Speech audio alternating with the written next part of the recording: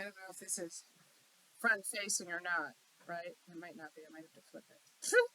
Anyway, you can read it anyway. So I have my club shirt. I'm ready. Um, so as you know, we are not meeting today on campus. So this video is kind of to keep us all up to speed.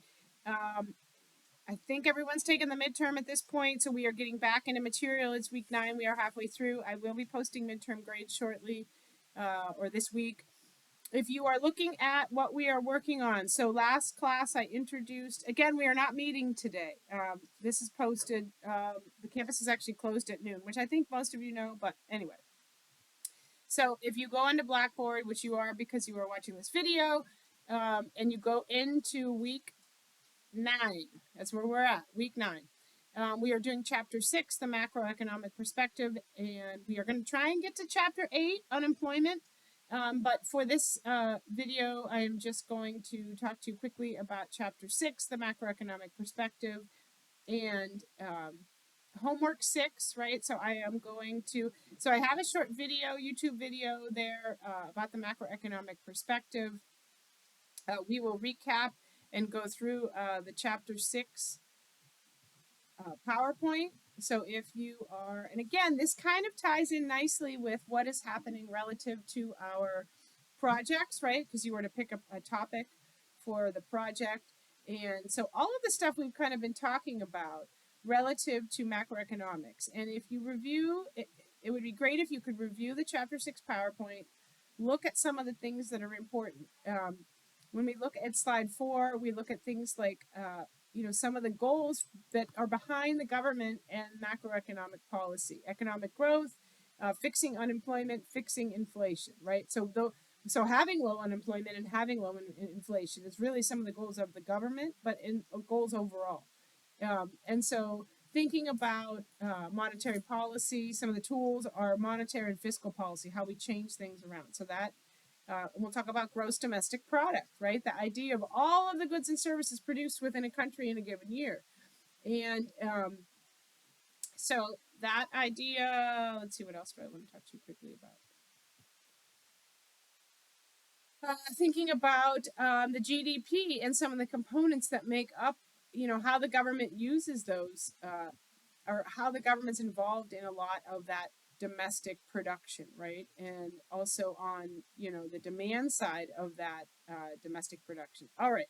So there are a couple graphs here that talk about consumption and how we're a little detailed as to what, when we're talking about imports and exports and how that relates to the items that are being produced and sold here in the U.S. More or less produced, though, and then the money that is brought in either through exporting or how things are purchased overseas, right? Money that is actually that is leaving this country.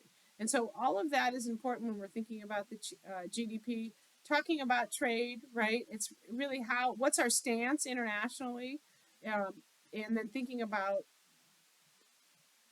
if we are importing more than we're exporting, and this isn't just true for us, but this is true for all countries, what is their trade makeup, or their what is their net export component? Are they exporting more than they're importing, or is it the other way around? So when you are looking through some of these slides, mainly chapter 6 talks about GDP, right? But there are other concepts that are important when we're thinking about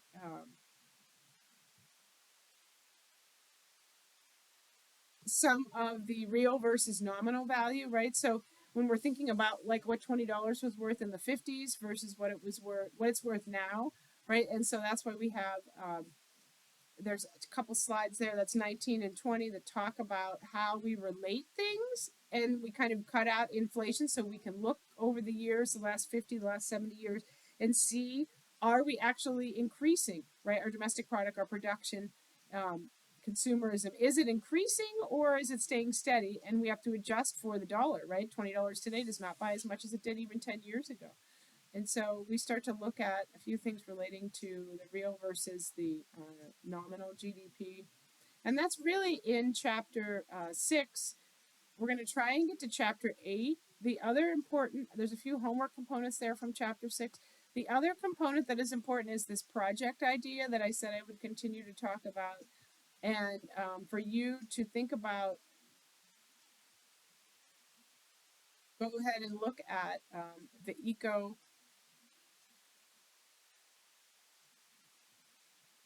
And why did I have 102 on there? I'll have to change that. Anyway, when you're looking at the project, purpose of the project is try to attract your macroeconomic knowledge, and so you're going to pick one of these topics. And then most of you were in class when we talked about this, so just review that and be thinking about your topic. We're going to talk about unemployment too in chapter 8. So be thinking about a few things relating to macro. Review chapter 6. You could jump into chapter 8. And I don't have the homework up there for chapter 8, but chapter 8 really is where we're going to dive in, this idea of unemployment, dive in on Wednesday, and start talking about some of the factors of unemployment. Try and review that eco project. Oh, there my dog's barking. and and then we will meet, stay safe during the eclipse.